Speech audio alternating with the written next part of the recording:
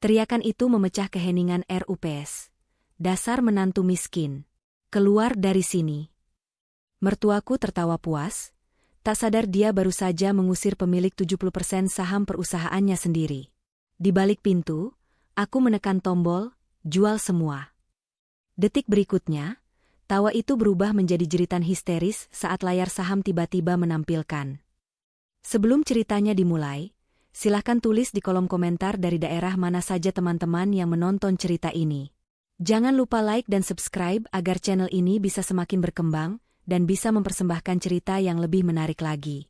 Bunyi denting sendok perak beradu dengan piring porselen terdengar nyaring di ruang makan yang terlalu luas itu. Hening yang mencekam. Di ujung meja, Ruth Sahanaya duduk tegak seperti ratu. Matanya menatap nanar ke arah mangkuk sup di hadapannya. "Ini apa?" tanya Ruth. Suaranya rendah, tapi tajamnya melebihi pisau roti yang tergeletak di meja.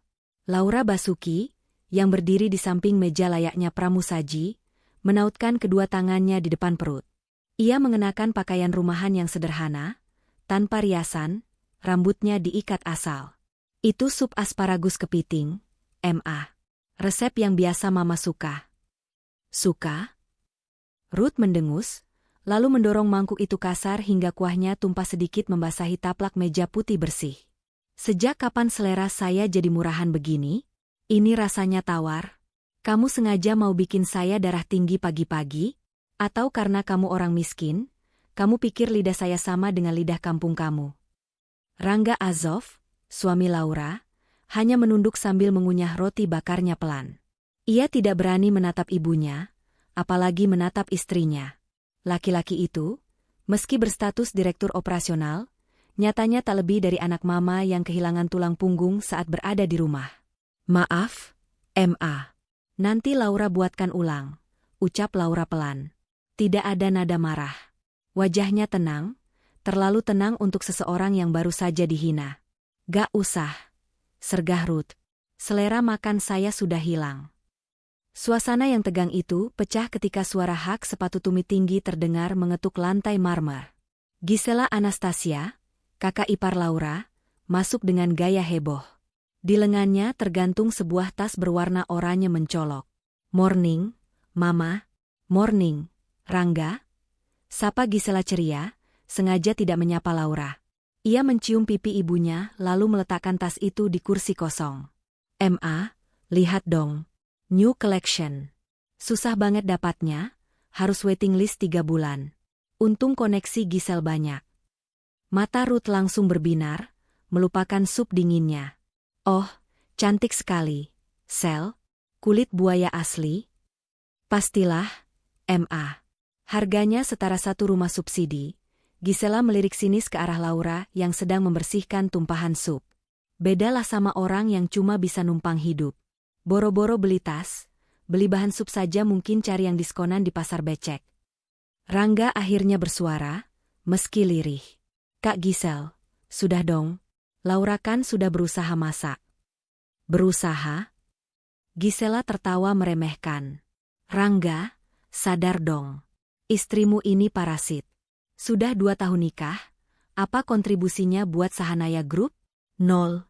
Kerjanya cuma di rumah, habisin duit suami. Coba lihat tuh istri teman-teman kamu. Semuanya sosialita, pengusaha, punya saham.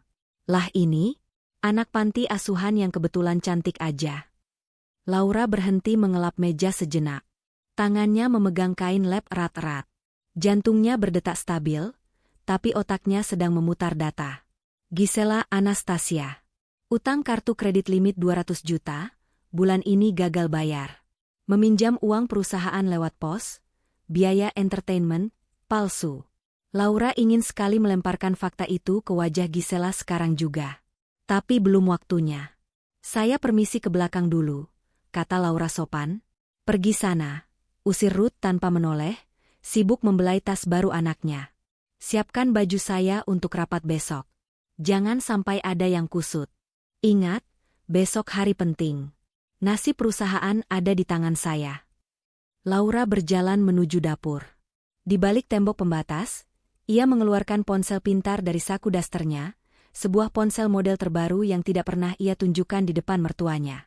Layarnya menyala, menampilkan grafik saham yang bergerak liar. Sebuah pesan masuk dari kontak bernama Ben J.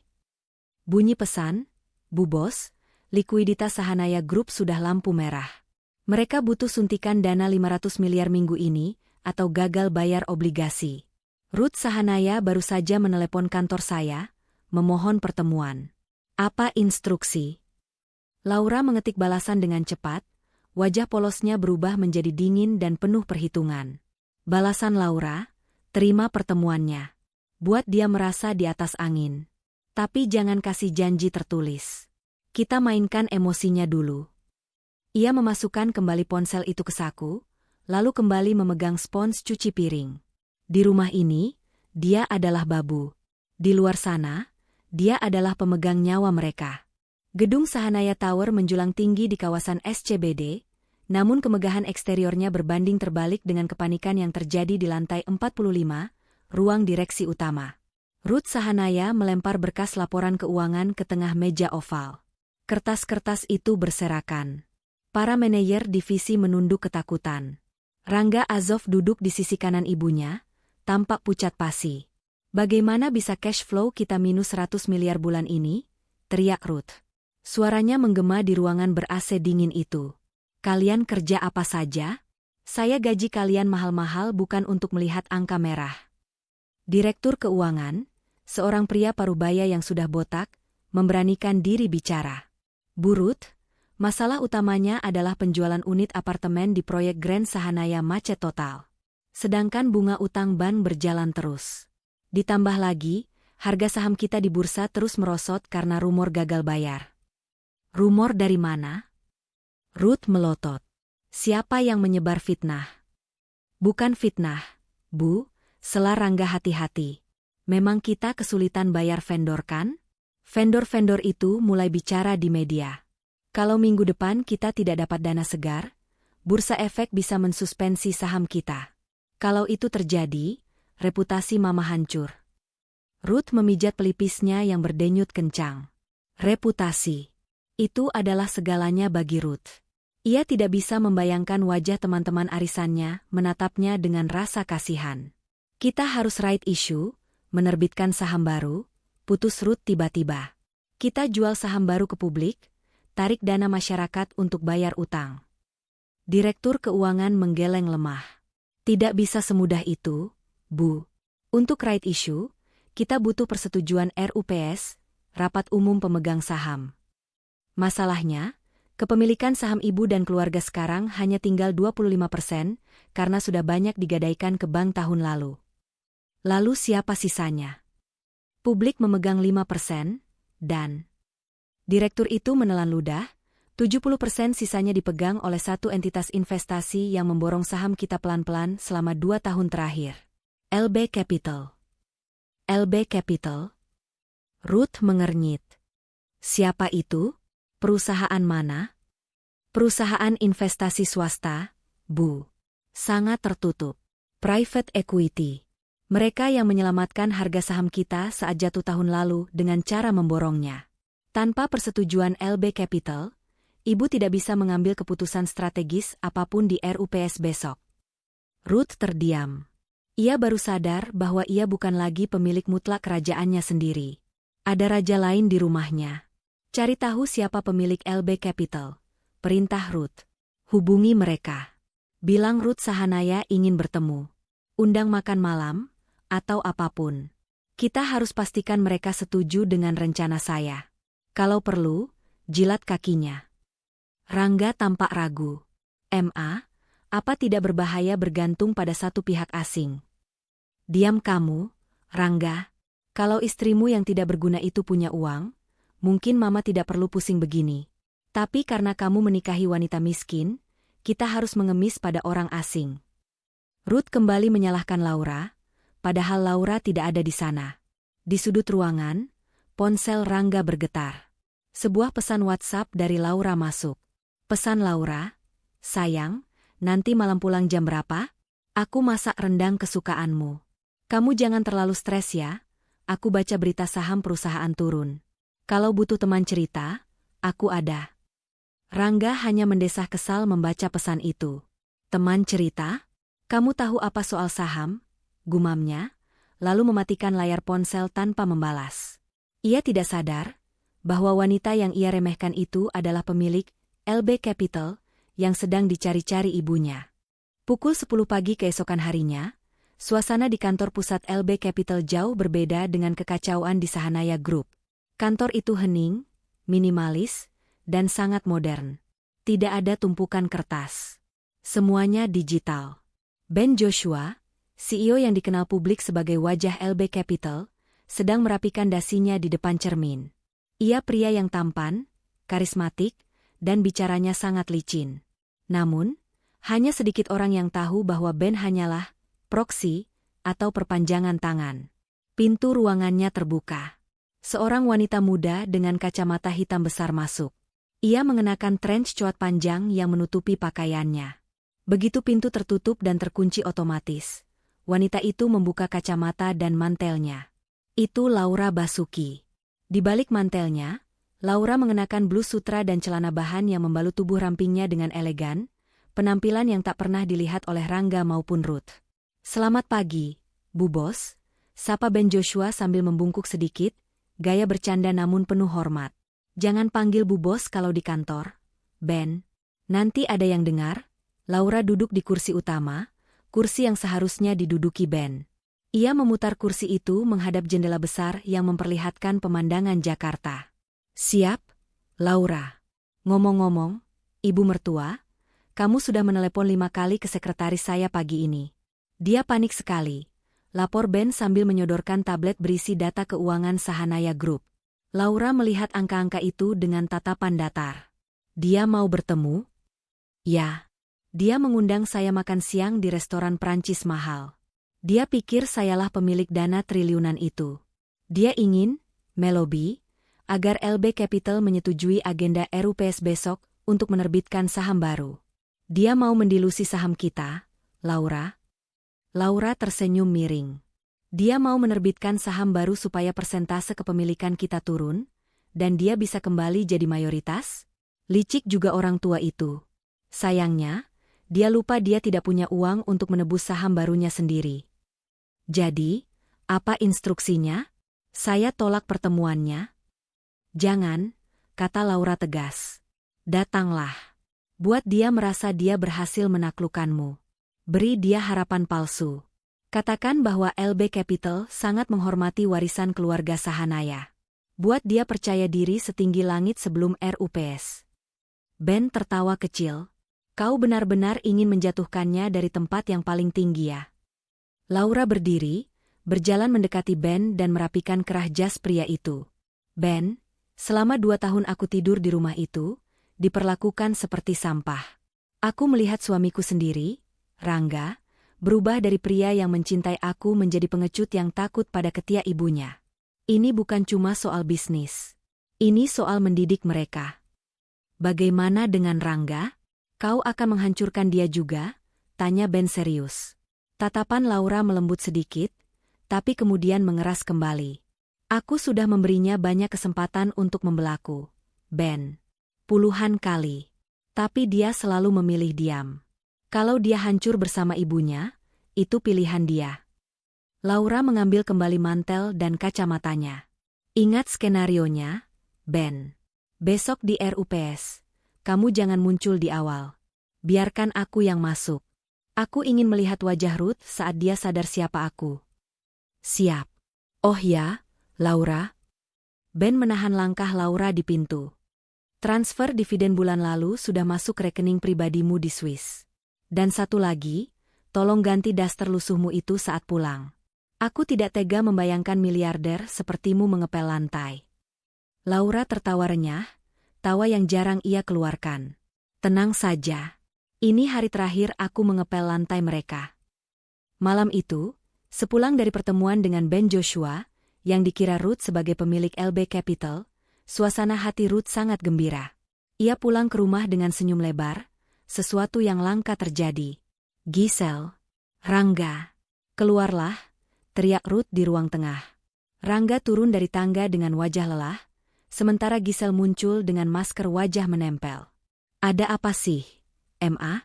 Teriak-teriak malam-malam, keluh Giselle. Mama berhasil. Seru Ruth bangga. Mama baru saja makan siang dengan Pak Ben Joshua, CEO LB Capital. Orangnya ganteng, muda, dan sangat sopan. Ternyata dia sangat mengagumi Mama.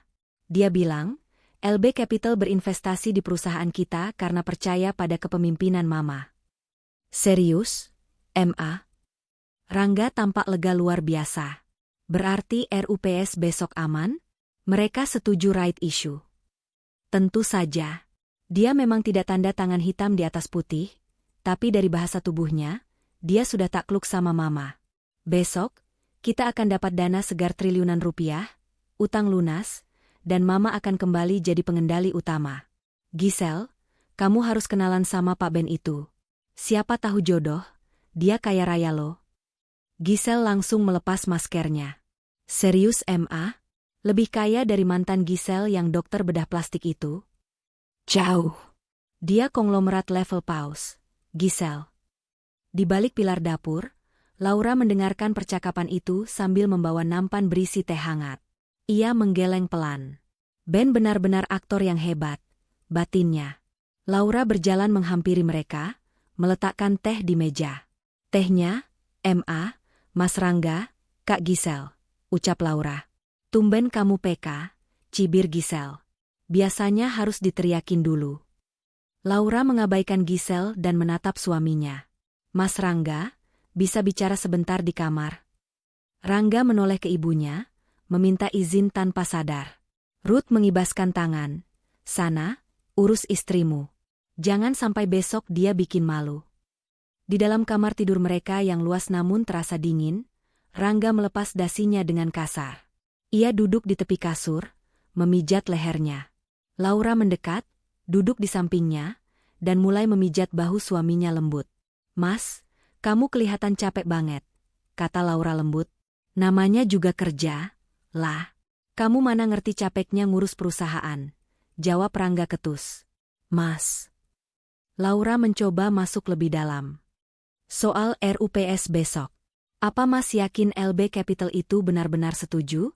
Kadang investor bicara manis di depan tapi punya agenda lain di belakang.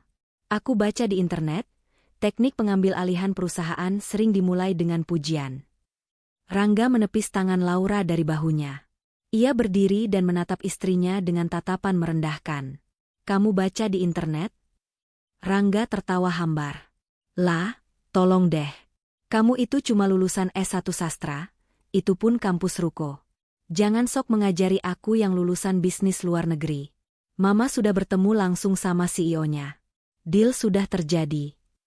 Tapi Mas, firasatku nggak enak. Kalau ternyata besok mereka membatalkan dukungan dan malah menjual sahamnya, perusahaan Mama bisa kolaps. Mas harus punya rencana cadangan. Mungkin Mas bisa ajak Mama jual aset pribadi dulu untuk... Cukup. Bentak Rangga.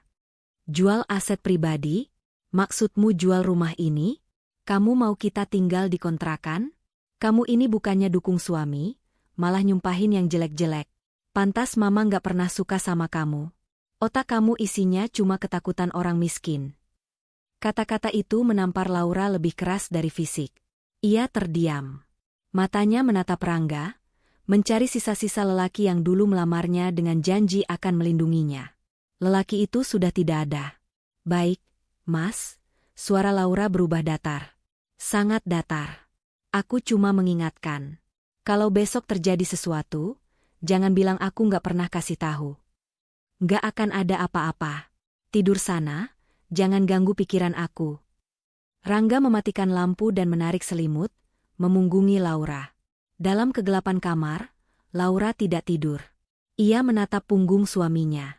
Air matanya tidak menetes. Hatinya sudah membeku. Ia mengambil ponselnya di bawah bantal, mengirim satu pesan singkat ke Ben Joshua. Pesan Laura, tidak ada ampun. Hancurkan sampai debu terakhir. Pagi hari RUPS tiba. Langit Jakarta mendung, seolah tahu badai akan datang. Keluarga Sahanaya sudah sibuk sejak subuh. Ruth Sahanaya tampil maksimal dengan blazer Chanel merah menyala, warna keberanian, katanya. Rambutnya disasak tinggi, perhiasan berlian melingkar di leher dan tangannya.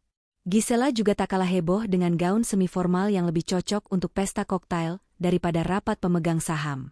Rangga mengenakan setelan jas hitam terbaiknya, meski wajahnya masih terlihat cemas. Laura turun dari tangga. Ia mengenakan kemeja putih polos yang rapi dan rok bahan hitam selutut. Rambutnya digelung sederhana. Ia terlihat seperti sekretaris magang. "Kamu ngapain rapi-rapi begitu?" tanya Ruth saat melihat Laura di ruang tengah. "Saya mau ikut, Ma," jawab Laura tegas. "Ikut? Ikut kemana?" "Ke pasar." "Ke RUPS.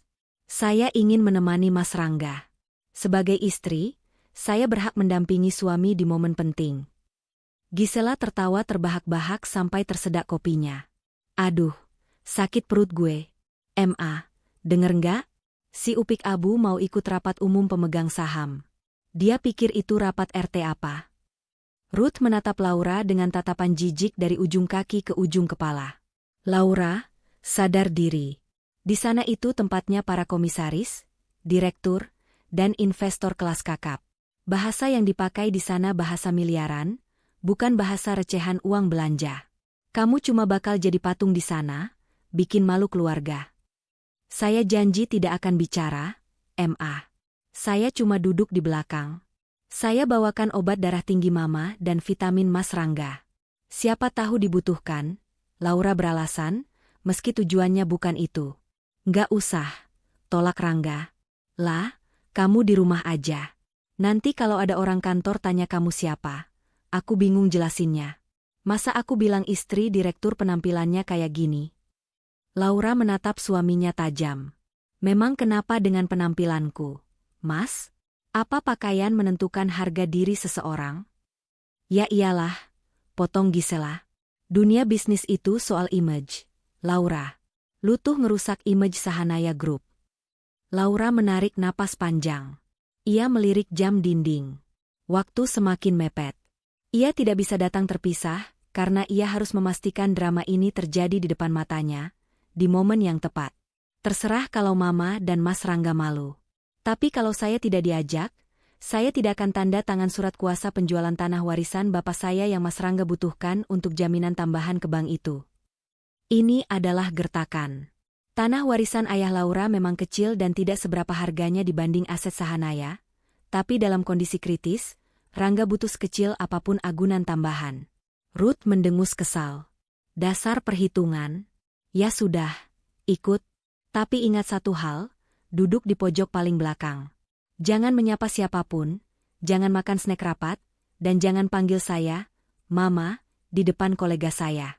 Panggil saya Bu Presdir." "Mengerti?"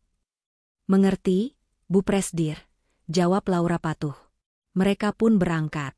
Ruth, Gisela, dan Rangga naik mobil Alphard hitam dengan sopir.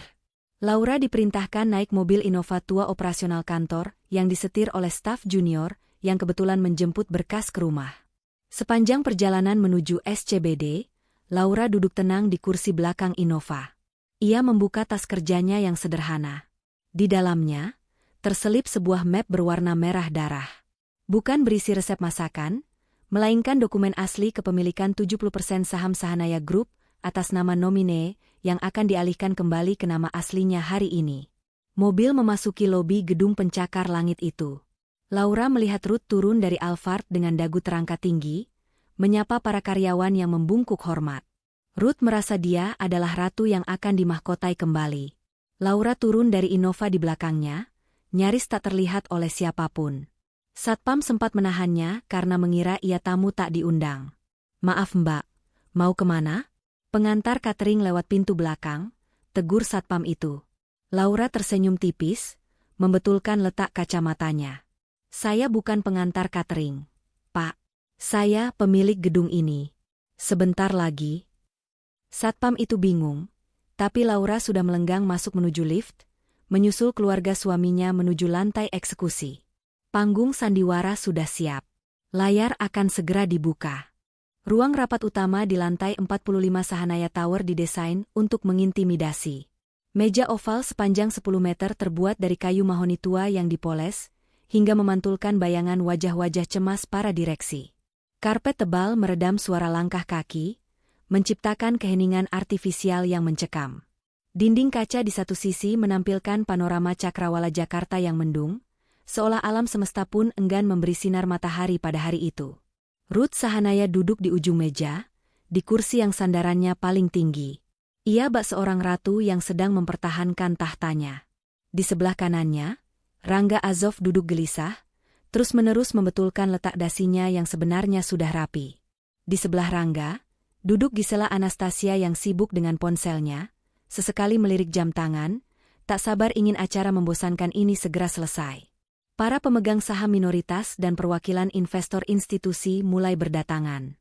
Mereka pria-pria berjas abu-abu dengan wajah serius, membawa tas kulit berisi dokumen. Mereka saling bersalaman, berbisik-bisik, namun mata mereka liar memindai ruangan, mencari tanda-tanda apakah kapal ini akan karam atau berlayar. Laura Basuki masuk paling akhir, nyaris tak terdengar. Sesuai perintah Ruth, ia tidak mendekat ke meja utama. Ia menarik sebuah kursi lipat tambahan di pojok ruangan, di dekat meja penyajian kopi dan snack. Tempat yang biasanya diduduki oleh staf notulen atau asisten junior. "Ngapain lo duduk di situ?" desis Gisela yang kebetulan lewat hendak mengambil air mineral. Suaranya pelan tapi tajam. Kelihatan banget kayak pembantu yang nunggu majikan makan. "Geser dikit, jangan halangin jalan pelayan catering." Laura mendongak, menatap kakak iparnya dengan tatapan yang sulit diartikan. "Saya disuruh mama duduk di belakang, Kak Gisel." "Ya tapi nggak usah pasang muka melas gitu dong. Bikin bad mood investor," cibir Gisela sebelum kembali ke kursinya dengan angkuh. Laura tidak menjawab. Ia membuka buku catatan kecil di pangkuannya. Di dalamnya bukan catatan belanja, melainkan printout laporan keuangan Sahanaya Group yang sudah ia pelajari semalaman. Ia tahu persis di halaman berapa kebohongan itu disembunyikan. Pintu utama terbuka lebar. Ben Joshua melangkah masuk diikuti dua asisten berbadan tegap. Aura ruangan seketika berubah. Semua kepala menoleh. Ben mengenakan setelan jas Navy custom-made dari Savile Row, London.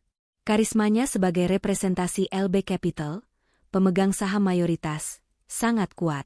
Ruth Sahanaya langsung berdiri. Senyumnya merekah lebar, senyum palsu yang sudah dilatih puluhan tahun. "Selamat datang, Pak Ben. Suatu kehormatan Bapak bisa hadir langsung," sambut Ruth dengan suara yang dibuat selembut mungkin. Ben tersenyum ramah, menjabat tangan Ruth, lalu menyalami Rangga yang tangannya dingin berkeringat. "Selamat pagi, Bu Ruth, Pak Rangga. Maaf saya terlambat sedikit, macet di Sudirman." "Tidak apa-apa, Pak. Kami setia menunggu," kata Rangga menjilat. Ben berjalan menuju kursi kehormatan di seberang Ruth. Saat ia melintasi bagian belakang ruangan, matanya sekilas menangkap sosok Laura yang duduk di pojok dekat dispenser air.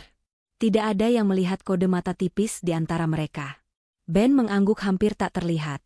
Sebuah tanda, panggung sudah siap. Ruth mengetuk mikrofon pelan. Suara dengung statis mengisi ruangan, membungkam bisik-bisik para hadirin.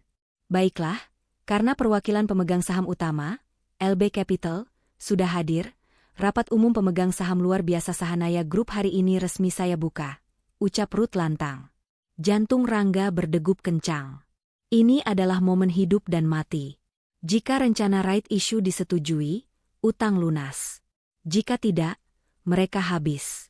Sementara itu, di pojok ruangan, Laura Basuki membuka tutup penanya. Klik. Bunyi kecil itu terdengar seperti kokang senjata di telinganya sendiri. 30 menit pertama rapat berjalan membosankan namun menegangkan. Direktur Keuangan mempresentasikan slide demi slide di layar proyektor raksasa. Grafik-grafik yang ditampilkan sengaja dibuat rumit, penuh dengan istilah teknis untuk membingungkan pemegang saham awam. "Seperti yang Bapak Ibu lihat," kata Direktur Keuangan sambil menunjuk grafik batang berwarna biru, "meskipun ada tekanan likuiditas jangka pendek, fundamental aset kita sangat kuat. Proyek Grand Sahanaya di Cibubur diproyeksikan akan menghasilkan revenue 2 triliun rupiah tahun depan."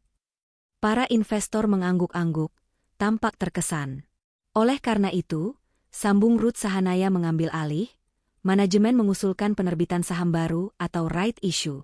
Dana yang terkumpul akan digunakan untuk melunasi kewajiban jangka pendek dan ekspansi. Ini adalah langkah strategis untuk menyelamatkan nilai investasi Bapak Ibu sekalian.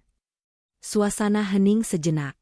Ruth menatap Ben Joshua, menanti persetujuan. Ben tampak tenang, membolak-balik berkas di hadapannya. Rencananya terdengar solid, Bu Ruth, kata Ben pelan. Namun, saya melihat di halaman 14, rasio utang terhadap ekuitas, DER, perusahaan sudah mencapai 4 kali lipat. Apakah bank penjamin emisi sudah setuju dengan right issue ini? Sudah. Tentu saja sudah, jawab Ruth cepat, sedikit defensif.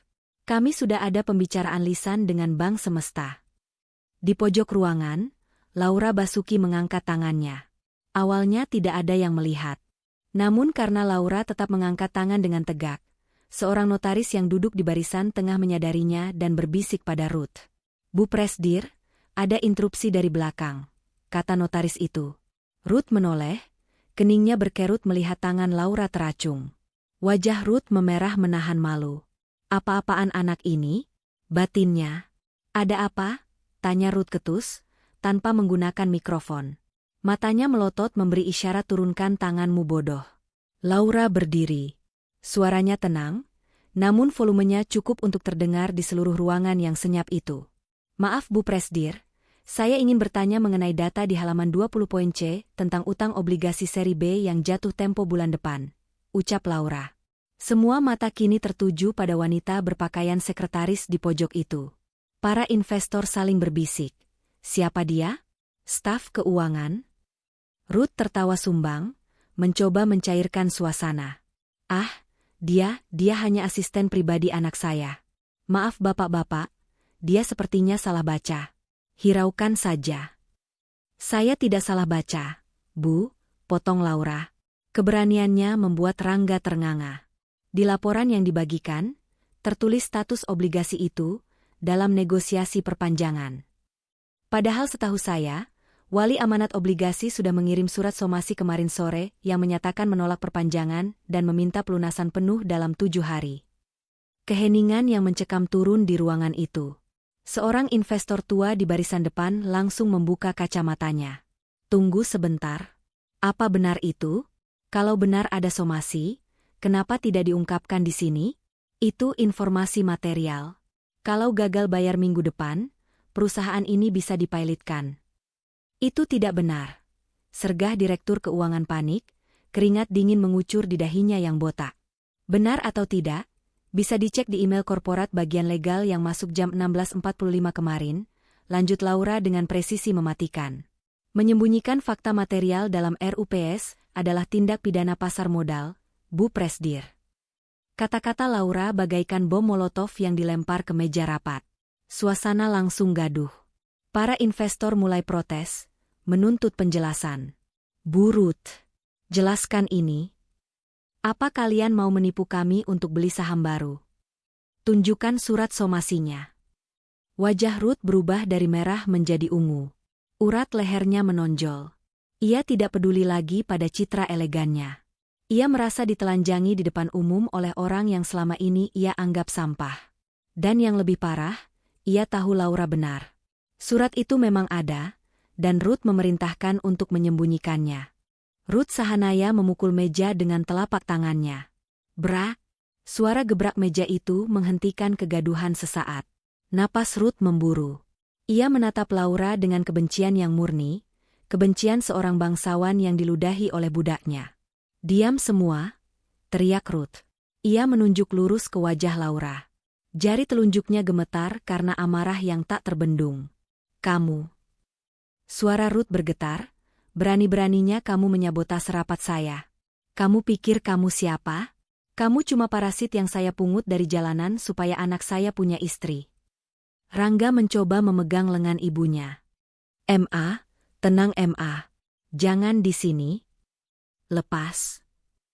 Ruth menghempaskan tangan Rangga. Ia kehilangan kendali sepenuhnya. Egonya sebagai matriark keluarga Sahanaya telah terluka terlalu dalam. Ruth menatap Laura. Matanya menyala. Dan meluncurlah kalimat itu, kalimat yang akan ia sesali seumur hidupnya. Kalimat yang didengar oleh seluruh pemegang saham, direksi, dan dicatat oleh notaris. Dasar menantu miskin. Jangan harap dapat saham. Jangan harap dapat warisan sepeser pun, teriak Ruth menggema. Kamu pikir karena kamu tahu 1-2 hal soal surat kantor, kamu bisa menggurui saya? Keluar kamu dari sini. Keluar dari gedung saya sekarang juga. Gisela ikut berdiri, mengompori. Tuh dengar. Usir dia, Pak Satpam. Seret dia keluar. Bikin malu keluarga aja. 2 orang satpam ragu-ragu mendekat ke arah Laura. Mereka bingung. Bagaimanapun juga, Laura adalah istri Pak Direktur Rangga. Laura tidak melawan. Ia tidak menangis. Tidak ada air mata drama sinetron di pipinya. Ekspresinya justru lega. Seolah-olah ia sudah menunggu momen ini terjadi. Laura menatap Rangga untuk terakhir kalinya. Tatapan yang menuntut pembelaan. Mas? Kamu diam saja, istrimu diusir seperti anjing. Rangga menunduk, menghindari tatapan Laura. Ia takut pada ibunya. Ia takut kehilangan fasilitas mewahnya. Ia memilih menjadi pengecut. Lah, sebaiknya kamu keluar dulu. Nanti kita bicara di rumah. Jangan bikin mama makin marah. Laura mengangguk pelan. Sebuah senyum getir terukir di bibirnya. Baik, kata Laura. Suaranya pelan, tapi di ruangan yang hening itu, semua orang bisa mendengarnya. Saya akan keluar. Tapi ingat, Burut, Mas Rangga, kalian yang meminta saya pergi. Kalian yang menyatakan perang. Laura merapikan roknya, lalu berbalik badan. Langkah kakinya terdengar ketuk-ketuk berirama di lantai marmer, menjauh dari meja kekuasaan, menuju pintu keluar. Ben Joshua, yang sedari tadi duduk diam menonton pertunjukan itu tanpa ekspresi, perlahan menutup berkas di mejanya. Ia memandang punggung Laura yang menghilang di balik pintu ganda. Saat pintu tertutup, nasib Sahanaya Group resmi terkunci. Lorong di luar ruang rapat terasa sangat panjang dan dingin. Laura berjalan dengan langkah tegap. Begitu ia berbelok ke arah lift, topeng ketegarannya retak sedikit. Ia menyandarkan punggungnya ke dinding lift yang tertutup, menarik napas panjang untuk menenangkan detak jantungnya yang berpacu. Sakit. Tentu saja sakit dihina di depan puluhan orang. Tapi rasa sakit itu segera tertutup oleh adrenalin pembalasan dendam. Laura mengambil ponselnya. Sinyal di lantai 45 sangat kuat. Ia menekan nomor panggilan cepat. Di dalam ruang rapat, ponsel Ben Joshua bergetar di atas meja. Ben melirik layar ponselnya. Nama kontaknya, The Boss. Ben tidak mengangkat telepon itu, melainkan menekan tombol reject. Itu adalah kode yang sudah disepakati. Reject artinya, lakukan sekarang. Sementara itu di luar gedung, Laura sudah masuk ke dalam mobil jemputan pribadinya yang asli. Sebuah sedan hitam mewah yang diparkir jauh dari lobi agar tidak mencolok. Sopir pribadinya membukakan pintu. Kemana kita, Bu Laura? Pulang ke apartemen saya di Menteng, Pak.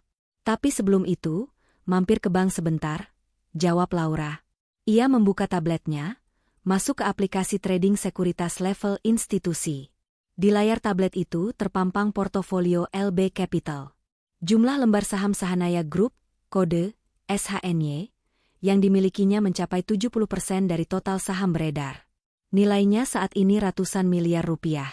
Jari Laura melayang di atas tombol, sell all, jual semua.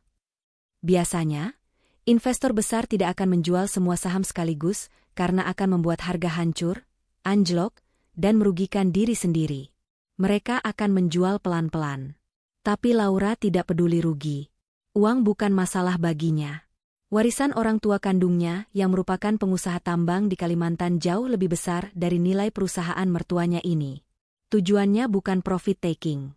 Tujuannya adalah scorched earth policy, bumi hangus. Menghancurkan nilai perusahaan sampai nol supaya Ruth Sahanaya tidak punya apa-apa lagi untuk disombongkan. Selamat tinggal, Mama, bisik Laura. Jarinya menekan tombol itu. Konfirmasi muncul. Are you sure you want to sell 70% stake at market price? This action will cause significant market volatility. Laura menekan, yes. Perintah jual itu terkirim ke sistem bursa efek. Algoritma perdagangan saham langsung bereaksi. Kembali ke ruang rapat. Setelah Laura keluar, Ruth Sahanaya berusaha menata kembali wibawanya. Ia merapikan rambutnya, meminum segelas air putih dengan tangan yang masih sedikit gemetar. Maaf atas gangguan teknis tadi, bapak-bapak, kata Ruth, suaranya sudah kembali normal. Itu hanya masalah domestik yang tidak ada hubungannya dengan fundamental perusahaan. Mari kita kembali ke agenda utama. Persetujuan right issue. Ruth menatap Ben Joshua penuh harap. Pak Ben, bagaimana pandangan LB Capital?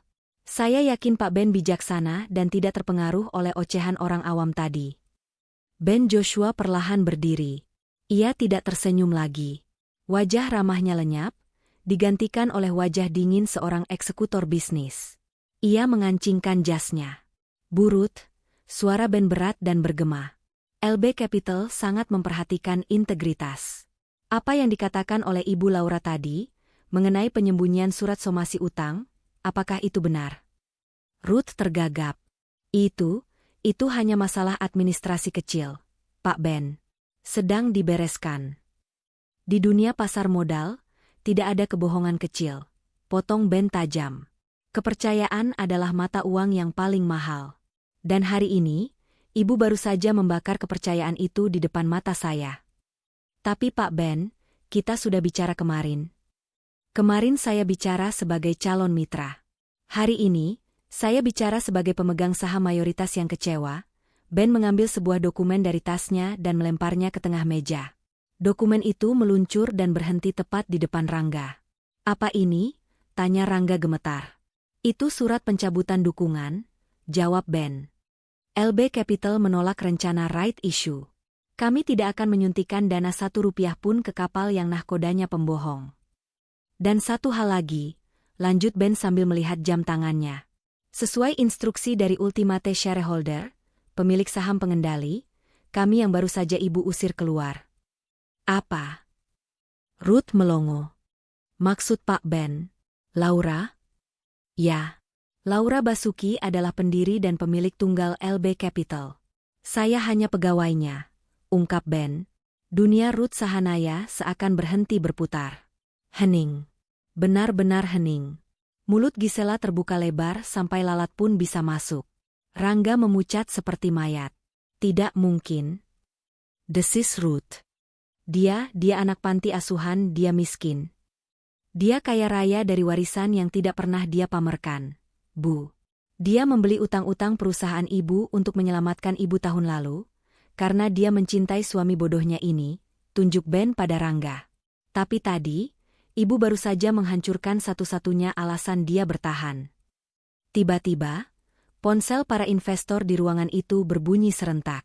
Notifikasi dari aplikasi saham. Bunyi ting-ting-ting yang bersahut-sahutan berubah menjadi suara kepanikan. Pak, lihat harga saham SHNY, teriak salah satu investor. Layar proyektor yang masih menyala di belakang Ruth tiba-tiba menampilkan breaking news dari saluran berita bisnis. Grafik saham Sahanaya Group yang tadinya landai, tiba-tiba patah. Garisnya menukik tajam ke bawah secara vertikal. Merah. Merah pekat. Ada yang membuang barang. Teriak Direktur Keuangan histeris sambil melihat tabletnya. Volume penjualan gila-gilaan. 70% saham dilepas ke pasar di harga market. Harga anjlok 10%, 15%, 20% dalam hitungan detik. Auto reject bawah, ARB. Teriak yang lain. Tidak ada yang mau beli. Sahamnya tidak ada harganya lagi. Ruth berbalik menatap layar besar itu. Ia melihat garis merah itu terus memanjang ke bawah, menggerus kekayaan keluarganya, menggerus nama besar Sahanaya, menggerus segalanya. Angka-angka di layar berkedip merah dengan cepat. Rp1.000, Rp800, Rp500, Rp200. Hentikan, jerit Ruth pada layar itu, seolah ia bisa menyuruh grafik itu berhenti. Hentikan penjualannya. Siapa yang melakukan ini? Ben Joshua menjawab dengan nada final, Laura Basuki. Dia sedang mencairkan seluruh asetnya. Dia tidak butuh uangnya. Dia hanya ingin memastikan perusahaan ini hancur. Ruth memegang dadanya sebelah kiri. Rasa sakit yang tajam menusuk jantungnya. Pandangannya kabur. Warna merah di layar proyektor itu berubah menjadi gelap. "Mama!" teriak Rangga saat melihat ibunya ambruk ke lantai, kejang-kejang. Kepanikan meledak. Investor berlarian keluar menyelamatkan diri. Gisela menjerit histeris. Rangga mengguncang tubuh ibunya yang pingsan. Ben Joshua berdiri tegak di tengah kekacauan itu, tidak bergerak membantu. Ia hanya mengeluarkan ponselnya dan mengirim pesan balasan pada Laura. Pesan Ben, "Done. Ratu sudah jatuh." Grafik merah total. Berita itu menyebar lebih cepat daripada api yang menyambar bensin. Di luar gedung Sahanaya Tower, kerumunan wartawan sudah berkumpul, memblokir akses keluar mobil ambulans yang membawa Ruth Sahanaya. Kilatan lampu kamera menyilaukan mata, menambah kepanikan di wajah Rangga Azov yang duduk di samping berangkar ibunya. Di Bursa Efek, simbol saham SHNY, Sahanaya Group, menjadi trending topik nomor 1, tapi untuk alasan yang salah. Saham Sahanaya Group menyentuh auto reject bawah, ARB, 5 kali berturut-turut dalam sesi pra-penutupan. Seru seorang pembaca berita di televisi yang menayangkan grafik merah curam. Aksi jual masif oleh investor pengendali misterius, LB Capital, memicu kepanikan total. Nilai kapitalisasi pasar Sahanaya Group yang tadinya 5 triliun rupiah, kini tergerus menjadi kurang dari 500 miliar hanya dalam 1 jam. Ini adalah pembantaian pasar modal terburuk dekade ini. Di dalam mobil Lexus yang mengikuti ambulans, Gisela Anastasia menangis histeris. Bukan karena ibunya sakit, tapi karena notifikasi di ponselnya yang tidak berhenti berbunyi. Ting. Ban A, kartu kredit platinum Anda over limit. Ting. Sekuritas B, Marine Call Alert. Top up dana segera atau aset Anda dieksekusi paksa. Ting. Butik Hermes, maaf Ibu Gisela, pembayaran cicilan tas bulan lalu gagal di debet. Gila. Gila semua, teriak Gisela, membanting ponselnya ke jok mobil kulit yang empuk. Kenapa semua bank menagih di saat yang sama? Mereka nggak tahu siapa gue? Gue anak Ruth Sahanaya. Sopir pribadi mereka, Pak Asep, yang sudah bekerja 10 tahun, melirik dari kaca spion dengan tatapan cemas. Ia tahu sesuatu yang tidak diketahui majikannya. Gaji bulan ini belum turun, dan rumor kantor mengatakan perusahaan bangkrut. "Non Gisel," kata Pak Asep hati-hati. Dengar-dengar dari grup WhatsApp sopir, kantor pusat disegel OJK, Otoritas Jasa Keuangan, barusan. Semua rekening perusahaan dibekukan. "Diam kamu," bentak Gisela. "Jangan percaya hoaks. Mama cuma pingsan sebentar." Begitu Mama sadar, dia bakal telepon teman-temannya di bank dan semua ini bakal beres. "Laura, awas aja si perempuan kampung itu. Dia pasti pakai ilmu hitam sampai bisa ngaku-ngaku punya LB Capital." Sementara itu, di sebuah penthouse di kawasan Senopati, suasana sangat kontras. Ruangan itu sejuk, beraroma aromaterapi lavender yang menenangkan. Laura Basuki duduk di sofa bludru abu-abu, memegang segelas sparkling water. Di hadapannya, layar televisi raksasa menampilkan kekacauan di depan Sahanaya Tower. Ben Joshua duduk di seberangnya, laptop terbuka di pangkuan. "Proses dumping saham selesai 90%, Laura," lapor Ben. "Sisanya nyangkut karena tidak ada pembeli. Harga saham SHNY sekarang cuma Rp50 per lembar. Saham gocap. Sampah." Laura menyesap minumannya pelan. Bagaimana reaksi kreditur? Sesuai prediksi, bank-bank yang memegang jaminan saham pribadi Ruth Sahanaya dan Rangga langsung melakukan eksekusi aset. Karena nilai sahamnya 0, bank akan menyita aset lain untuk menutupi selisih utang. Rumah, mobil, tanah, semuanya akan disita bank dalam waktu 2x 24 jam. "Bagus," gumam Laura. Matanya tidak memancarkan kegembiraan, hanya kepuasan dingin seperti seorang ahli bedah yang berhasil mengangkat tumor ganas. Pastikan aset rumah utama mereka di Pondok Indah tidak jatuh ke tangan bank. Aktifkan klausul pengambil alihan hak tagih, CSY, yang sudah kita siapkan setahun lalu. Sudah diurus. Ben tersenyum miring. Secara hukum, sertifikat rumah itu sekarang sudah atas nama LB Property. Kamu pemilik sah rumah tempat mereka tidur malam ini. Laura meletakkan gelasnya. Mereka belum tahu kan? Belum. Mereka masih sibuk main drama di rumah sakit. Biarkan mereka menikmati malam terakhir di istana hayalan mereka, kata Laura, lalu mematikan televisi. Ia tidak ingin melihat wajah Rangga lebih lama lagi. Rasa cintanya sudah habis. Dikikis oleh penghinaan demi penghinaan selama 2 tahun. Rumah Sakit Medistra Internasional. Lobi instalasi gawat darurat, IGD, terasa dingin menusuk tulang. Rangga mondar-mandir di depan pintu ruang resusitasi. Kemeja mahalnya kusut, dasinya sudah hilang entah kemana. Gisela duduk di kursi tunggu sambil menggigiti kukunya yang berhias nail art mahal. Seorang dokter keluar, masker bedah tergantung di lehernya. Rangga langsung menyergapnya. "Dok, bagaimana keadaan mama saya? Dia baik-baik saja kan? Cuma syok ringan kan?" Dokter itu menggeleng pelan, wajahnya serius. "Burut mengalami stroke hemoragik. Ada pembuluh darah pecah di otak akibat lonjakan tekanan darah yang ekstrim. Kondisinya kritis. Kami harus segera melakukan operasi kraniotomi untuk mengurangi tekanan di otaknya. Atau?" Dokter itu tidak melanjutkan kalimatnya, tapi artinya jelas. "Lakukan, Dok, lakukan apa saja," seru Rangga. "Uang bukan masalah. Mama saya punya asuransi VVIP Black Card. Operasi sekarang juga." "Baik, Pak. Silakan Bapak urus administrasi di depan, agar tindakan bisa segera dimulai. Kami butuh deposit jaminan karena biaya estimasinya sekitar 500 juta rupiah.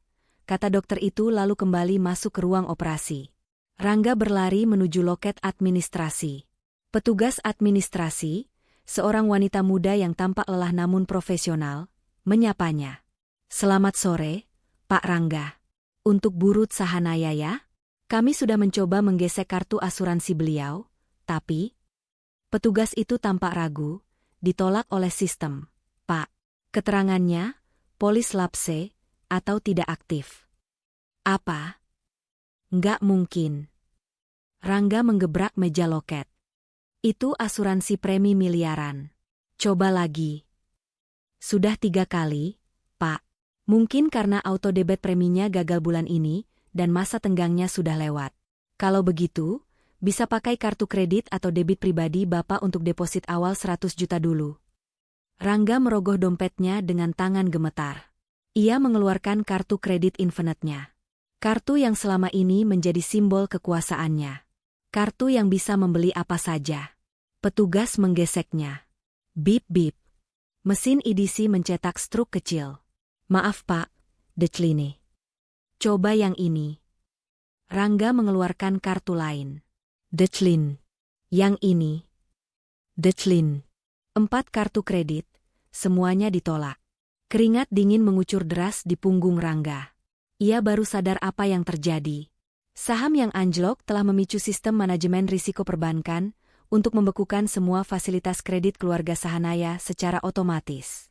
Mereka dianggap nasabah berisiko tinggi. "Gisel," teriak Rangga memanggil kakaknya.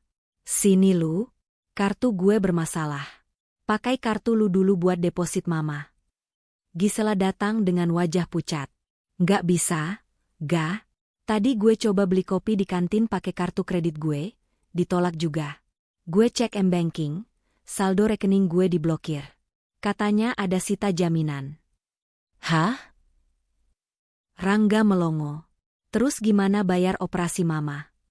Petugas administrasi menatap mereka dengan tatapan kasihan, tatapan yang paling dibenci oleh Gisela. Tatapan yang biasanya mereka berikan pada orang miskin.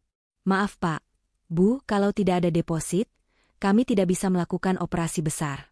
Ini prosedur rumah sakit. Mungkin Bapak bisa menghubungi kerabat lain." "Kerabat lain? Siapa?"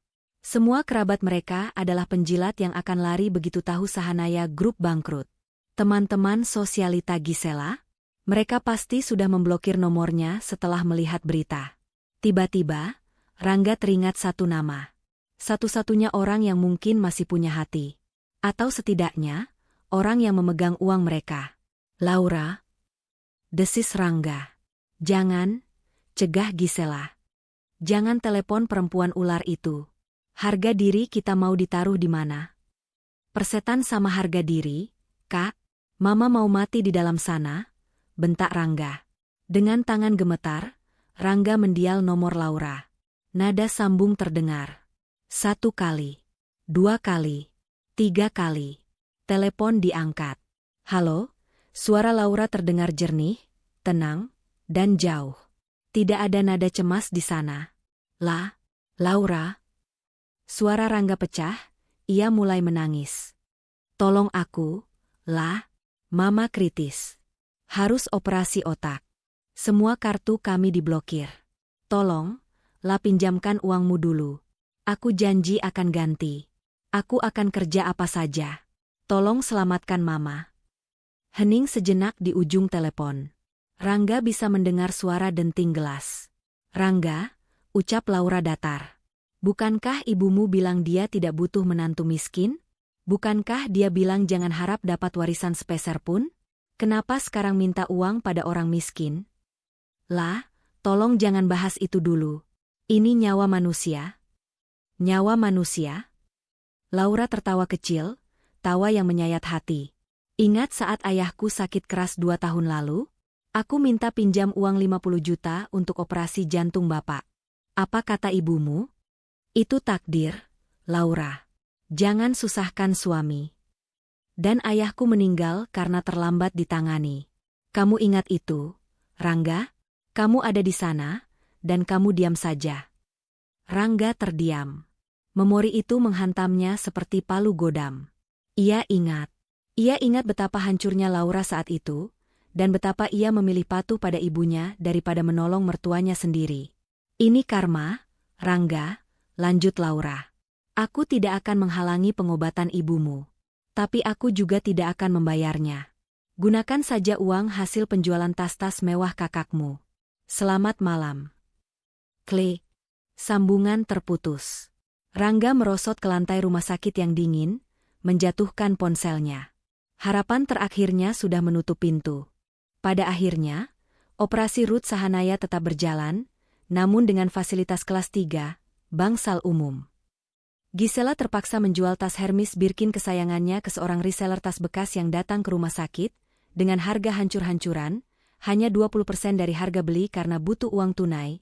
Bu, cepat. Itu adalah penghinaan pertama bagi Gisela. Bertransaksi dengan pedagang barang bekas di parkiran rumah sakit. 2 hari kemudian, Ruth sudah dipindahkan ke ruang perawatan biasa. Ia masih belum sadar sepenuhnya, tubuh bagian kirinya lumpuh total. Rangga duduk melamun di kursi plastik keras di samping ranjang ibunya. Ia belum mandi 2 hari. Bajunya bau keringat. Penampilannya lebih mirip gelandangan daripada direktur. Pintu kamar diketuk. Seorang pria berjas rapi masuk. Rangga mengira itu dokter. Pak Rangga Azov? Tanya pria itu. Ya, saya. Siapa ya? Saya pengacara dari firma hukum yang mewakili Ibu Laura Basuki. Pria itu menyerahkan sebuah amplop coklat tebal. Rangga menatap amplop itu dengan ngeri. Apa ini? Di dalamnya ada 2 dokumen. Pak. Pertama, surat gugatan cerai. Klien saya menuntut perpisahan karena alasan ketidakcocokan prinsip dan kekerasan verbal psikis yang dialami selama pernikahan. Tidak ada tuntutan harta gono gini, karena secara hukum, Bapak tidak memiliki harta apapun saat ini. Kata-kata pengacara itu formal, tapi isinya menusuk. Dan dokumen kedua? Tanya Rangga dengan suara parau. Dokumen kedua adalah surat somasi pengosongan rumah. Rumah di Jalan Pondok Indah Bukit 5 yang Bapak dan keluarga tempati, status kepemilikannya sudah beralih ke LB Property akibat prestasi pembayaran hipotek yang dilakukan Ibu Ruth 6 bulan lalu. Klien saya, sebagai pemilik baru LB Property, memberikan waktu 3x24 jam untuk Bapak dan keluarga mengosongkan properti tersebut. Rangga tertawa. Tawa yang gila. Rumah juga? Dia ambil rumah kami juga. Secara teknis, Ibu Ruth yang menjaminkannya ke bank, dan bank menjual piutangnya, cesye, ke klien saya. Jadi, ya, itu rumah Ibu Laura sekarang. Gisela yang baru masuk membawa segelas kopi instan, mendengar kalimat terakhir itu. Gelas kopinya jatuh ke lantai, tumpah mengotori sepatunya. Nggak mungkin. Bisik Gisela. Kita diusir? Dari rumah kita sendiri? Bukan rumah kalian, Bu Gisel, koreksi pengacara itu tajam. Itu rumah Ibu Laura.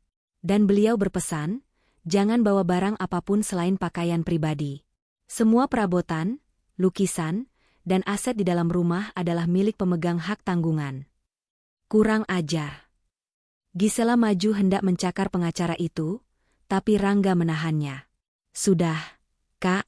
Sudah, teriak Rangga sambil memeluk kakaknya yang meronta-ronta. Kita kalah, Kak. Kita sudah kalah total. Pengacara itu merapikan jasnya, tidak terpengaruh oleh drama di depannya. Saya permisi. Waktu 3x24 jam dimulai dari sekarang. Jika lewat batas waktu, kami akan meminta bantuan kepolisian untuk pengosongan paksa. Pria itu pergi, meninggalkan dua saudara kandung yang saling berpelukan dalam keputusasaan di ruangan sempit berbau obat-obatan. Di ranjang, Ruth Sahanaya meneteskan air mata dalam tidurnya, seolah alam bawah sadarnya tahu kerajaannya sudah runtuh. Hari terakhir batas waktu pengosongan. Rangga dan Gisela pulang ke rumah mewah mereka di Pondok Indah untuk berkemas. Mereka naik taksi online karena mobil-mobil mewah mereka sudah ditarik leasing kemarin sore. Begitu sampai di depan gerbang besi yang menjulang tinggi itu, pemandangannya sudah berbeda. Biasanya ada dua satpam berseragam safari yang membukakan pintu dengan hormat. Sekarang, gerbang itu dijaga oleh 4 orang bertubuh besar dengan seragam security hitam-hitam bertuliskan LB Security. Kami mau masuk. Ini rumah kami, teriak Gisela pada penjaga gerbang. Maaf Bu, kami diperintahkan untuk mengawal proses pengepakan. Hanya boleh bawa baju dan dokumen pribadi. Silakan masuk, tapi diawasi, jawab kepala security itu dingin. Mereka masuk ke halaman yang luas itu. Rumputnya masih hijau, air mancur masih menyala. Tapi rasanya sudah asing. Di dalam rumah, para pembantu rumah tangga, PRT, mereka sudah berbaris di ruang tengah. Ada Mbok Nah, ada Pak Kebun, ada supir. Mereka semua membawa tas masing-masing. Loh, Mbok Nah mau kemana? Tanya Rangga bingung. Mbok Nah, pengasuh Rangga sejak kecil, menunduk sedih. Maaf Den Rangga. Kami semua sudah diberhentikan oleh manajemen baru mulai hari ini. Tapi, Mbok Nah melirik ke arah seorang wanita yang berdiri membelakangi mereka di dekat jendela besar yang menghadap kolam renang. Wanita itu berbalik. Laura Basuki. Ia mengenakan dres selutut berwarna putih gading, terlihat kontras dengan suasana kelam di wajah Rangga dan Gisela. Laura terlihat bersinar, sehat, dan penuh kuasa. Tapi saya mempekerjakan mereka kembali, kata Laura melanjutkan kalimat Mbok Nah. Mulai hari ini, Mbok Nah, Pak Kebun, dan staf lainnya bekerja untuk saya di rumah ini. Dengan gaji 2 kali lipat dan asuransi kesehatan yang layak, sesuatu yang tidak pernah ibumu berikan pada mereka. Para pelayan itu menunduk hormat pada Laura. Jelas sekali loyalitas mereka sudah berpindah. Selama ini Laura lah yang sering memberi mereka uang tambahan diam-diam dan memperlakukan mereka manusiawi, sementara Ruth dan Gisela sering memaki-maki. Lu? Gisela menunjuk Laura dengan jari gemetar. Lu bener-bener setan ya? Lu ambil perusahaan, lu ambil rumah, sekarang lu ambil pembantu gue juga. Koreksi, Gisel, Laura melangkah maju perlahan. Bunyi hak sepatunya menggema di lantai marmer. Aku tidak mengambil. Aku membeli. Aku membayar harga yang pantas untuk loyalitas mereka. Sesuatu yang tidak bisa kalian beli. Laura berhenti tepat di depan Rangga. Ia menatap mata suaminya itu. Dulu, mata itu adalah rumah baginya. Sekarang, mata itu hanya lubang kosong penuh ketakutan. Rangga, kamarmu di atas sudah dibersihkan. Barang-barangmu sudah dimasukkan ke dalam 2 koper besar. Sisanya, koleksi jam tangan, stick golf, konsol game, semuanya sudah disita bank. Jadi kamu tidak perlu repot naik ke atas. Lah? Suara Rangga serak. Tegak kamu, lah? Kita pernah saling cinta. Apa nggak ada sedikit pun rasa kasihan di hatimu? Cinta? Laura tersenyum miris. Cinta itu ada, Rangga. Dulu. Saat aku rela menyamar jadi orang biasa supaya kamu mencintai aku apa adanya. Bukan karena uangku. Tapi kamu gagal.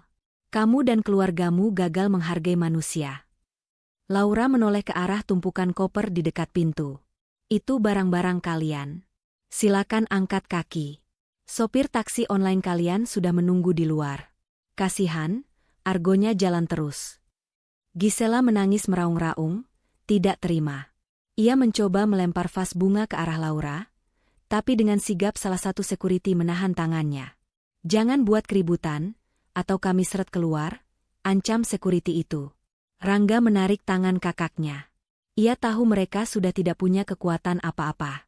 Dengan langkah gontai, Rangga menyeret koper-koper itu keluar dari rumah masa kecilnya. Rumah yang dulu ia banggakan, kini menjadi benteng musuhnya. Saat sampai di pintu, Rangga menoleh sekali lagi.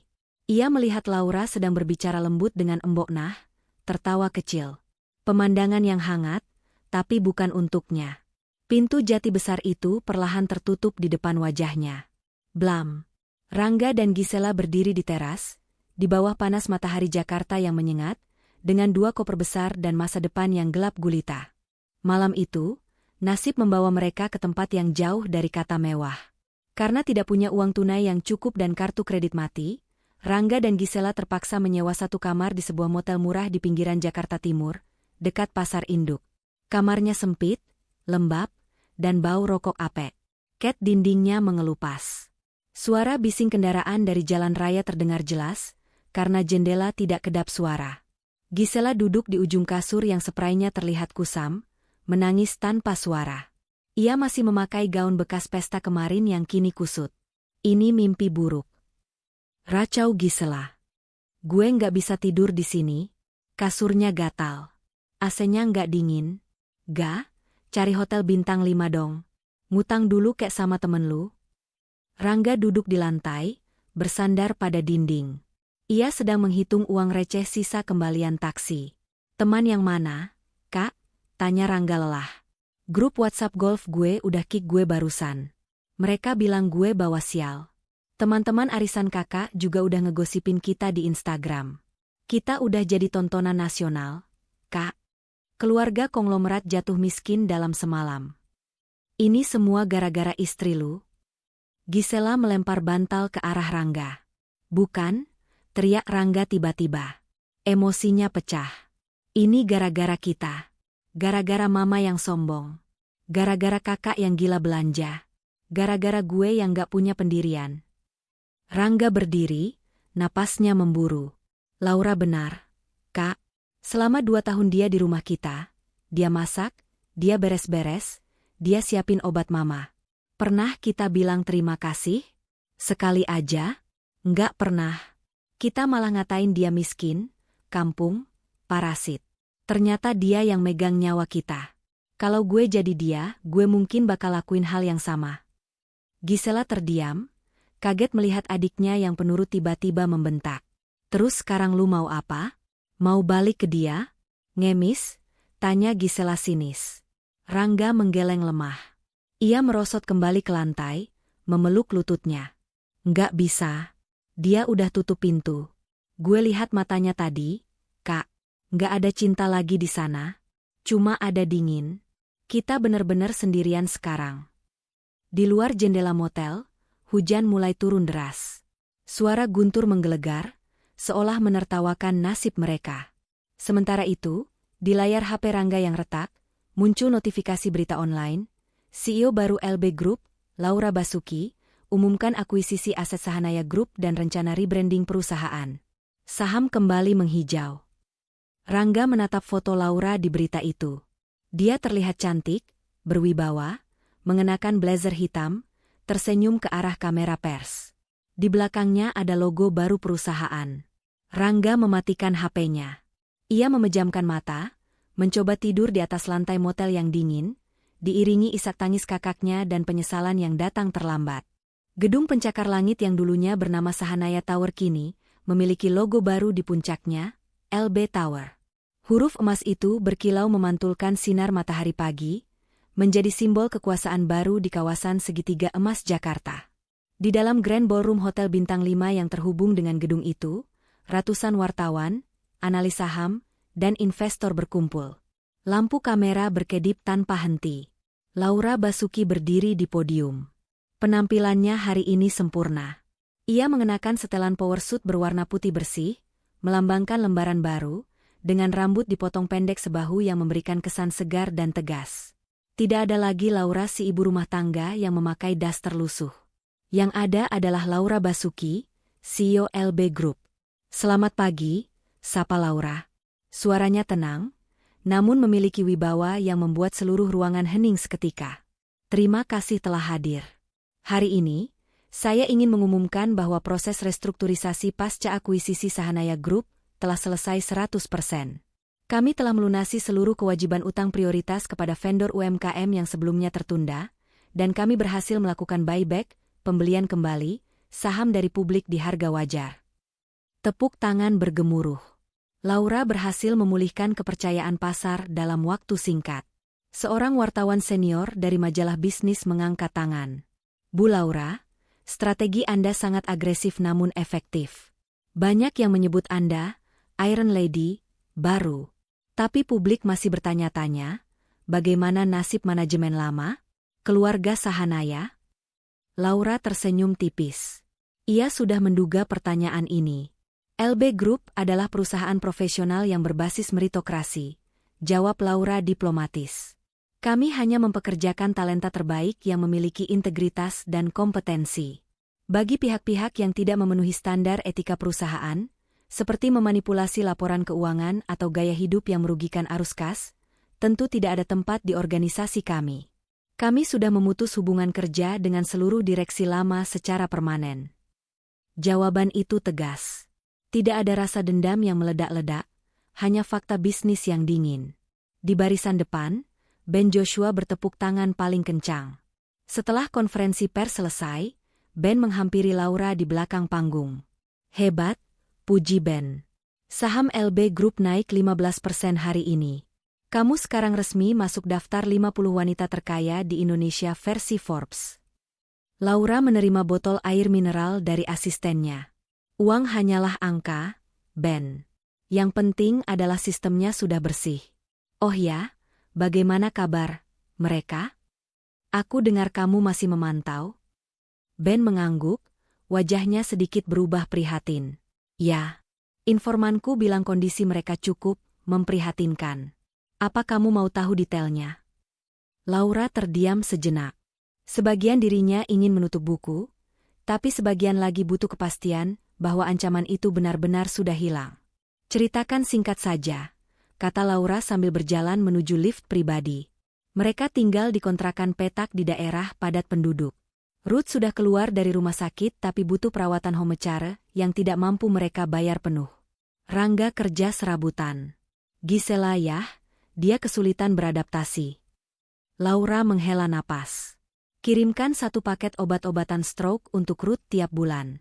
Kirim lewat kurir anonim. Jangan sampai mereka tahu itu dari aku. Aku tidak mau mereka merasa punya harapan untuk kembali padaku. Itu cuma sedekah kemanusiaan." "Kau terlalu baik, Laura," kata Ben. "Bukan baik, Ben.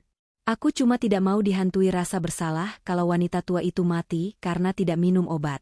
Biarkan dia hidup panjang umur, supaya dia bisa melihat kesuksesanku lebih lama." Kontras dengan kemewahan LB Tower, suasana di sebuah kontrakan sempit di Gang Tikus Jakarta Selatan terasa pengap dan lembab. Dindingnya bercat biru kusam yang sudah mengelupas, atap asbes membuat udara di dalam terasa seperti oven saat siang hari. Gisela Anastasia duduk di lantai beralaskan tikar plastik. Ia sedang mencoba melakukan live streaming di akun media sosialnya yang dulu punya jutaan pengikut. Ia berdandan menor, mencoba menutupi kantung matanya yang hitam. "Hai guys." Balik lagi sama Giselle. Sapanya dengan nada ceria yang dipaksakan ke arah kamera HP yang layarnya retak. "Hari ini aku mau prelovet baju-baju branded aku nih. Ini ada dress yang dulu aku beli 10 juta, aku lepas 500.000 aja. Ayo di DP ya." Namun, kolom komentar tidak seindah dulu. User 1, "Halah, penipu. Duit utang arisan balikin dulu wai." User 2, "C yang jatuh miskin. Masih punya kuota lu?" User 3, "Baju bau apek ya? Kan rumah lu udah disita bang hahaha." Gisela membaca komentar itu dengan tangan gemetar. Air matanya tumpah. Ia membanting HP-nya ketikar. "Dasar netizen miskin. Kurang ajar semua." Pintu kontrakan terbuka. Rangga Azov masuk dengan wajah kucel. Jaket ojek online berwarna hijau melekat di tubuhnya yang kini kurus. Ia membawa bungkusan plastik hitam. "Kak, jangan teriak-teriak. Malu sama tetangga," tegur Rangga lelah. Ia meletakkan bungkusan itu. "Nih, makan. Nasi rames warteg. Gue cuma dapat orderan dikit hari ini, ban motor bocor 2 kali." Gisela menatap bungkusan nasi itu dengan jijik. "Nasi rames lagi? Gue bosen." "Gak, gue mau pasta. Gue mau sushi." "Sadar diri, Kak," bentak Rangga. Suaranya parau. "Duit kita tinggal 50.000 buat besok. Mama butuh popok dewasa. Lu bisa nggak sih sekali aja nggak nuntut macem-macem? Lu cari kerja dong." "Gue udah cari kerja," balas Gisela histeris. "Gue ngelamar jadi SPG, ditolak karena ketuaan. Gue ngelamar jadi resepsionis, mereka ngetawain gue karena gue mantan sosialitas Sahanaya. Mereka bilang, Mbak Gisel nggak bakal kuat kerja berdiri 8 jam. Gue nggak punya keahlian, gak? Gue cuma diajarin mama buat habisin duit." Rangga terdiam. Ucapan kakaknya benar. Mereka berdua adalah produk gagal dari pola asuh Ruth Sahanaya. Mereka dibesarkan untuk menjadi raja dan ratu, tanpa pernah diajari cara bertahan hidup jika istana runtuh. Terdengar suara erangan dari kamar sebelah, satu-satunya kamar tidur di kontrakan itu. "Egeg, air." Itu suara Ruth. Sejak pulang dari rumah sakit, Ruth lumpuh separuh badan. Bicaranya pelo, sulit dimengerti. Ia hanya bisa berbaring di kasur tipis. Rangga segera masuk ke kamar, mengambil gelas plastik dan sedotan, lalu membantu ibunya minum. Mata Ruth menatap Rangga. Mata itu dulu tajam dan angkuh, kini cekung dan penuh ketakutan. "Ma, sabar ya. Obatnya habis. Besok Rangga beli kalau ada rejeki," bisik Rangga sambil menyeka mulut ibunya dengan tisu kasar. Ruth mencoba bicara. "Laura." Rangga tersentak. "Apa, Ma?" "Laura." Ulang Ruth susah payah. Air mata meleleh dari sudut matanya. Entah itu rindu, benci, atau penyesalan, Rangga tidak tahu. "Jangan sebut nama dia, Ma. Dia udah di atas langit. Kita di comberan. Dia nggak bakal nengok ke bawah," kata Rangga pahit. Malam itu, mereka bertiga makan nasi bungkus dalam diam, diiringi suara bising knalpot bajai dari jalanan gang. Rasa nasi itu hambar, tapi rasa penyesalan di lidah mereka terasa sangat pahit. Seminggu kemudian, keputusasaan memaksa Rangga melakukan hal yang paling ia hindari, mencoba menemui Laura. Ia tidak sendirian. Gisela memaksanya. Gisela punya ide gila bahwa jika mereka memohon-mohon secara langsung, Laura mungkin akan luluh dan setidaknya memberi mereka pekerjaan atau modal usaha. Mereka datang ke LB Tower. Penampilan mereka sudah berusaha dirapikan. Rangga memakai kemeja lamanya yang sudah agak longgar, Gisela memakai dress yang tidak dijualnya. Tapi aura mereka sudah beda. Aura orang kalah. Di meja resepsionis lobi yang megah, mereka ditahan. "Maaf, Pak, Bu. Apa sudah ada janji dengan Ibu Laura Basuki?" tanya resepsionis cantik dengan seragam rapi. "Saya suaminya mantan suaminya," kata Rangga canggung. "Bilang saja Rangga Azov dan Gisela ada di sini." "Penting." Resepsionis itu menatap layar komputer, lalu menatap mereka dengan sopan namun dingin. "Maaf Pak Rangga. Ibu Laura sedang ada rapat direksi. Jadwal beliau penuh sampai bulan depan." "Tolonglah, Mbak," sela Gisela memaksa. "Kita keluarga. Masa keluarga nggak boleh naik? Telepon dulu ke atas." "Instruksinya jelas, Bu. Tamu tanpa janji dilarang naik. Terutama nama-nama yang ada di daftar blacklist," jawab resepsionis itu tegas. "Blacklist? Kita di blacklist?" Gisela hendak mengamuk, tapi Rangga menahannya. Tiba-tiba, lift khusus VIP di belakang resepsionis terbuka. Beberapa pengawal keluar, diikuti oleh sosok wanita yang sangat mereka kenal. Laura Basuki berjalan keluar lift sambil berbicara dengan Ben Joshua dan beberapa investor asing. Ia terlihat sangat sibuk dan penting. Langkahnya cepat, percaya diri. "Laura," panggil Rangga refleks. Laura berhenti. Ia menoleh. Suasana lobi hening sejenak. Para pengawal hendak maju menghalangi Rangga, tapi Laura mengangkat tangan memberi isyarat, tunggu. Laura berjalan mendekati mereka. Jarak mereka hanya 2 meter. Tapi rasanya seperti terpisah dua dunia. Wangi parfum Laura yang mahal dan elegan langsung tercium, kontras dengan bau matahari yang menempel di baju Rangga. Ada apa? Tanya Laura datar. Rangga menelan ludah. Lidahnya keluh.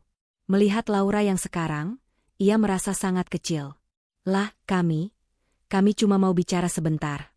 Soal Mama. Apa Mama saya meninggal? Tanya Laura. Bukan. Mama masih hidup. Tapi kondisinya? Kalau belum meninggal, berarti bukan urusan darurat. Potong Laura. Ia melihat jam tangannya. Saya ada meeting makan siang 5 menit lagi. Gisela tidak tahan. Ia maju selangkah. Heh, Laura. Lu jangan sombong ya. Lu tega lihat mertua lu sakit-sakitan di kontrakan busuk? Lu kan udah kaya melintir. Kasihlah kita sedikit. Buat lu 100 juta itu cuma uang jajan kan? Laura menatap Gisela, lalu tersenyum miring. Senyuman yang mengerikan. Gisel, masih belum belajar juga? Laura menggeleng pelan. Dulu saat aku minta uang 50.000 untuk beli sabun cuci piring karena uang belanja kurang, kamu bilang apa? Usaha dong, jangan minta mulu. Sekarang aku kembalikan kata-kata itu padamu. Laura mengeluarkan dompet dari tasnya. Ia mengambil 2 lembar uang 100.000 rupiah berwarna merah. Ini, Laura menyodorkan uang itu. Ongkos taksi kalian pulang. Karena sepertinya kalian naik angkot ke sini dan keringatan. Rangga merasa wajahnya ditampar. Harga dirinya hancur berkeping-keping. Lah, aku nggak butuh sedekah kamu. Ambil. Gisela menyambar uang itu dengan cepat. Ia tidak punya malu lagi. Makasih. Dasar pelit. Laura menatap Rangga untuk terakhir kalinya. Tatapannya bukan benci, tapi hampa. Seperti melihat orang asing yang tidak penting. Rangga, tanda tangan surat cerai sudah disahkan pengadilan kemarin secara fair stake, karena kamu tidak pernah datang sidang. Kita resmi bercerai. Jangan pernah datang ke sini lagi, atau security akan menyeret kalian. Selamat tinggal. Laura berbalik badan, rambutnya berkibar pelan. Ia kembali berjalan menuju pintu keluar, masuk ke dalam mobil Rolls-Royce yang sudah menunggunya, meninggalkan Rangga yang mematung dan Gisela yang menggenggam erat 2 lembar uang sedekah itu. 3 bulan berlalu lagi. Rangga akhirnya menerima nasibnya. Ia berhenti berharap pada keajaiban. Ia bekerja lebih keras, mengambil shift ganda sebagai ojek online dan kuli panggul di pasar malam hari. Tubuhnya menjadi kekar dan kulitnya menghitam, tapi matanya lebih hidup. Penderitaan mulai mengajarkannya arti tanggung jawab, pelajaran yang terlambat 30 tahun. Gisela akhirnya menyerah jadi influencer. Ia bekerja menjaga toko baju di Tanah Abang. Gajinya kecil, kakinya bengkak setiap hari karena berdiri, dan ia sering dimarahi bosnya. Tapi ia bertahan karena ia lapar. Suatu sore, Rangga pulang membawa kejutan kecil. Sebuah kursi roda bekas yang ia beli dari tabungannya selama 3 bulan. Kursi rodanya agak berkarat di bagian roda, dan joknya sedikit sobek, tapi masih berfungsi. Lihat, kata Rangga sambil membopong tubuh kurus ibunya ke kursi roda itu. Sekarang Mama bisa duduk. Nanti sore kita jalan-jalan ke depan gang ya, cari angin. Ruth Sahanaya duduk di kursi roda itu. Tubuhnya ringkih. Rambutnya yang dulu selalu disasak rapi, kini beruban semua dan dipotong pendek asal-asalan oleh Gisel. Rangga mendorong kursi roda itu keluar dari kontrakan yang sumpek menuju pinggir jalan raya. Mereka berhenti di trotoar, melihat kendaraan berlalu lalang. Di seberang jalan, ada sebuah videotron raksasa, papan iklan digital. Iklan di layar itu berganti. Muncul wajah Laura Basuki. Besar dan megah. Itu adalah iklan profil perusahaan LB Group. Di iklan itu, Laura terlihat sedang meresmikan panti asuhan mewah yang ia bangun. Judul beritanya, Laura Basuki, dedikasikan keuntungan perusahaan untuk pendidikan anak kurang mampu. Ruth menatap layar itu lama sekali. Mulutnya yang miring bergetar. Bah, Kak. Gumam Ruth. Apa, Ma? Rangga membungkuk mendekatkan telinganya. Dia anak Baika. Air mata Ruth mengalir deras membasahi pipinya yang keriput. Ma salah. Rangga memeluk ibunya. Ia ikut menangis di pinggir jalan yang bising itu. Iya, Ma. Mama salah. Rangga juga salah. Kita semua salah menyanyiakan Berlian karena mengira dia cuma batu kali. Tapi sudah terlambat, Ma. Sudah terlambat. Ruth menangis terseduh-seduh, tangannya yang masih bisa bergerak memukul-mukul pahanya sendiri, menghukum dirinya atas kebodohan masa lalu. Ia teringat bagaimana Laura dulu memijat kakinya, membuatkan bubur, dan ia membalasnya dengan cacian. Sekarang, di masa tuanya yang sakit, ia hidup dari belas kasihan, sementara wanita yang ia hina justru menjadi dermawan bagi ribuan orang lain. Itu adalah hukuman terberat bagi Ruth. Hidup dalam penyesalan yang tak berujung, menyaksikan kesuksesan orang yang pernah ia injak. 1 tahun kemudian, rooftop garden di puncak LB Tower menawarkan pemandangan Jakarta yang menakjubkan. Langit sore berwarna jingga keemasan, bersih tanpa polusi setelah hujan. Laura Basuki berdiri di tepi pagar kaca, memegang secangkir teh chamomile. Angin menerpa wajahnya dengan lembut. Ia merasa sangat ringan. Sedang melamun, suara Ben Joshua menyapanya. Ben datang membawa tablet. Tidak. Cuma menikmati pemandangan, jawab Laura tersenyum. Ada kabar terbaru, kata Ben ragu-ragu. Soal Rangga. Laura menoleh. Oh, apa dia bikin masalah lagi? Tidak. Justru sebaliknya. Dia baru saja melunasi sisa tagihan kartu kredit atas namanya di bank. Dicicil sedikit-sedikit setahun ini. Namanya sudah bersih dari blacklist Bay Checking, walaupun dia masih miskin. Dia sekarang buka warung nasi kecil sama Gisela di depan kontrakan mereka. Namanya, Warung Burut. Laura terdiam sejenak, lalu tersenyum. Senyum yang tulus kali ini. Baguslah, kata Laura pelan. Setidaknya mereka akhirnya belajar jadi manusia. Mungkin kemiskinan adalah guru terbaik yang pernah mereka miliki. Kau tidak ingin menemui mereka? Sekadar melihat? Tanya Ben. Laura menggeleng tegas. Ia membalikkan badan, memunggungi pemandangan kota, dan menatap Ben. Tidak, Ben. Buku itu sudah tamat. Aku tidak membenci mereka lagi, tapi aku juga tidak ingin mereka ada di halaman masa depanku. Aku sudah memaafkan, demi ketenanganku sendiri, tapi aku tidak akan pernah melupakan. Laura berjalan menuju pintu keluar rooftop. Ayo, Ben. Kita punya jadwal dinner dengan investor dari Singapura. Hidup terus berjalan ke depan, bukan ke belakang. Ben mengangguk hormat dan mengikuti langkah Laura. Di bawah sana, jauh di sudut kota yang kumuh, Rangga sedang mengelap meja warung tegalnya yang sederhana. Keringat bercucuran di dahinya. Ia melayani pembeli, seorang supir angkot, dengan ramah. Silakan Pak, tambah sambalnya, tawar Rangga sopan. Makasih Mas Rangga, jawab supir itu. Rangga tersenyum. Senyum lelah tapi jujur. Ia melihat ke arah ibunya yang duduk di kursi roda di pojok warung, sedang disuapi oleh Gisela yang kini tampil polos tanpa make-up. Hidup mereka berat. Sangat berat. Tapi untuk pertama kalinya dalam sejarah keluarga Sahanaya, mereka makan dari uang halal hasil keringat sendiri, bukan dari hasil menipu atau merendahkan orang lain. Rangga menatap langit sore dari celah atap seng warungnya.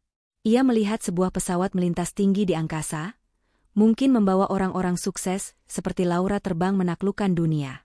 Terbanglah yang tinggi, Laura, bisik Rangga dalam hati. Maafkan aku, dan terima kasih atas pelajarannya. Rangga kembali menyendok nasi, melanjutkan hidup barunya yang sunyi namun nyata. Sementara di puncak gedung pencakar langit, Laura Basuki menatap langit biru yang luas. Ia bebas. Ia merdeka. Dan ia tahu, tidak ada lagi yang bisa menyakitinya.